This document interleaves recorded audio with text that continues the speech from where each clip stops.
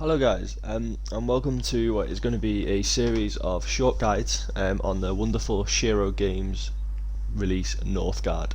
I'm by no means an expert on the game, but I've played it quite a lot, and hopefully I can share some things with new players that will help them pick up what is a wonderful little strategy game.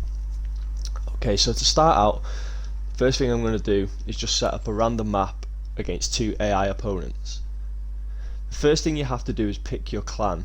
Now each clan has a number of benefits that go with them. I'm not going to run through each one here because it could take quite a while and I want to keep this nice and short. But what I'm going to do is I'm going to pick the Fenrir clan, which is a military based clan, which provides a lot of benefits early game, which I'll run through once we get started. Okay, so here we have our starting island. Now the first thing you want to do on any single game is to build a scout camp. And while that's being built, I'll just run through what that does. So a scout camp allows you to explore the tiles that are adjacent to your starting tile. This is really important because it allows you to expand further. Now what I've seen other players do is build a woodcutter's lodge straight away as well. I wouldn't recommend this quite yet because you don't know what you're going to need to expand into the adjacent tiles. So I like to get two scouts out quickly so I can quickly explore what I've got next to me. One thing I'll quickly run through as well is the resources that you can see across the top of the screen there, starting from left to right. So the first one you can see is happiness, and this allows your clan to expand. So while your happiness is 0 or above, you will see your villager progress bar filling up when you click on your town hall. Obviously the higher that happiness is, the quicker that bar fills up. If your happiness is below 0, you won't generate any new clan members. The second one along is the apple, which represents your food. You need food to maintain the upkeep of your village and also to expand into new areas as well. Wood is a building tool. You'll need this to obviously build new buildings and upgrades, as well as survive the winter, which I'll explain a little bit later on. Then you have the gold tab, which you use to purchase and upkeep military units and buildings. Then you have the stone tab, which is again used for upgrades, and the metal tab, which is also used for upgrades, relics and recruiting your hero. Then you have the two people symbol, which represents your clan capacity, and then finally there's the shield, which represents how many military units you currently have compared to how many you have available. So my scouts have started to explore nicely. And each of these tiles contains a different resource.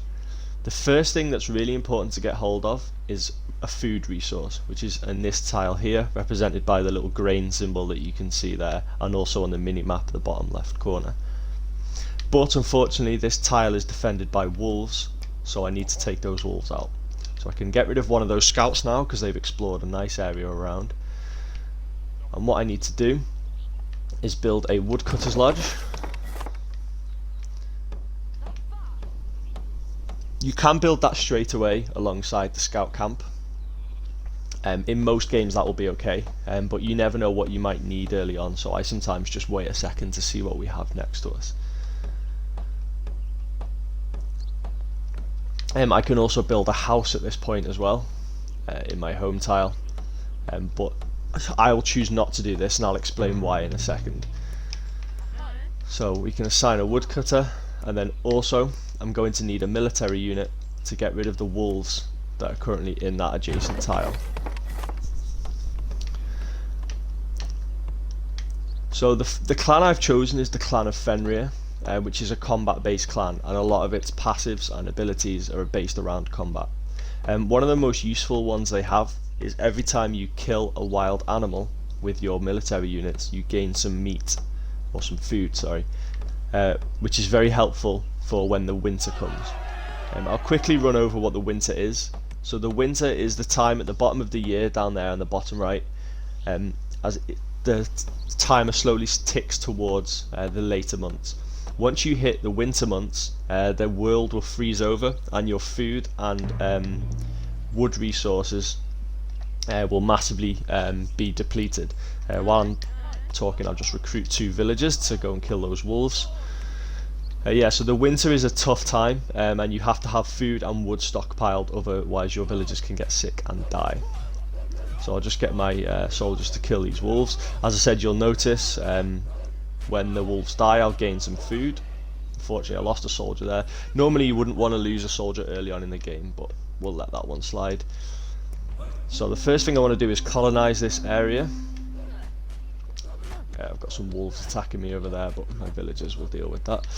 So yeah, I want to colonize this area by simply just clicking on it and then choosing the colonize option at the top. The first one will cost me 20 food, which is not a lot at all, but they get more expensive as the game goes on.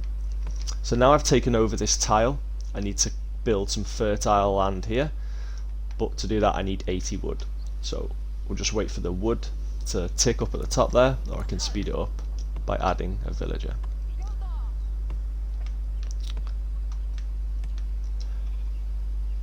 One thing I'll mention about villagers, if you don't assign them a job, they will naturally just gather some food.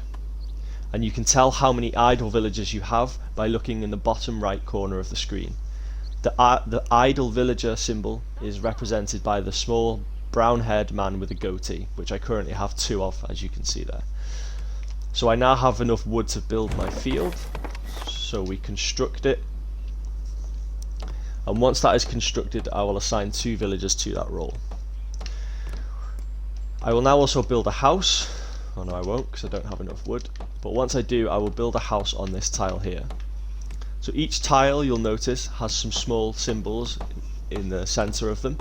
The first one represents how many buildings you can place on a tile. The second one, and the third one in this case, represent a unique resource to that tile and how many people you currently have assigned to it. So this tile contains stone and wheat, which is one of the food resources, and can hold 3 buildings in total. What I like to do is on all of my food tiles, and I recommend you guys do the same, is once you have enough wood a little bit later on, is to build something called a food silo, which you can find on the build menu under common buildings, and it's at the bottom there. It just costs 100 wood. What this does is this increases the amount of food that can be created from your food tiles, and it also protects against disease. So there we go. I'm just going to get a house built on this tile as well. And as you can see, I'm at maximum clan capacity there, 6 out of 6, so my clan won't grow, so it's important to keep on top of that with houses. And the reason I didn't build my house on this tile here is because it can only support 1 extra building for now, and because it's a coastal tile, I'd like that building to be a harbour, which I will explain when I get to it later on. So there we go, the house is built. I can now assign the 2 idle villagers to go and be farmers, and we should start generating enough food to now support the clan. You see at the top there, we're currently losing 3, and now that farmer is doing his job, we're now gaining 2. So what I need to do now is basically stockpile for the winter. And the early winters in the game can really set a player back if you don't prepare for them properly. As I said, your food and wood resources are massively depleted, and also your production is reduced as well. So it's really important to be prepared for them. If you don't, your clan members will get sick, they will get ill, they will die, and obviously your unhappiness will massively decrease. So when this happens, you're not gaining any new villagers because of the unhappiness. The villagers you do have are sick, dead, or dying, and your production is massively reduced. It can be a start of a big downward spiral, and it can be the end of your game if you don't catch up to it properly. So for a couple more seconds, I'm just going to let the villagers grow and gain a couple of resources. The next step then will be to expand in one of these other tiles, and the best thing to do is to look at what those tiles contain before we go into them. So this tile here contains just a stone resource, this one contains a lore and metal resource, this one is an enemy camp, and this one contains a ruin which can be explored for some bonuses. At this stage of the game, I'd say the best tile to expand into would be this one here, as there's no enemies on it and it contains some lore. Lore is a resource you can see at the top right there, where it says 73 out of 80 currently. This is basically your research tree. So if I click the right bumper, and I will show you the research that you can go into. They each have really strong bonuses, and early in the game I think it's quite important to rush down a couple of these to allow you to not only survive the winters but also gain some really useful stuff.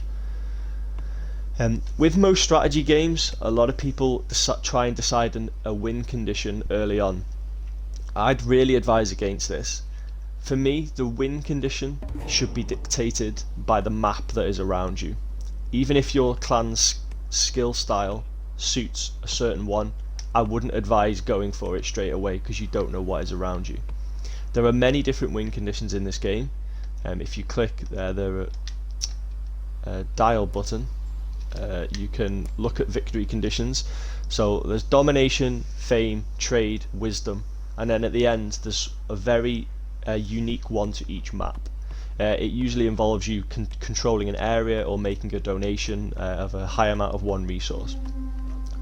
I think domination is the hardest one to achieve because it requires you to conquer all the other players. The reason that this can be difficult is because you never know what the other player's doing. They could be stockpiling towards one resource and achieve a backdoor victory before you have chance to attain your victory. Fame is a resource that is gathered by sailors and also by controlling areas and by building something called the Altar of Kings and also being victorious in battle. Trade is achieved by building a lighthouse and then sending out trade routes via that lighthouse.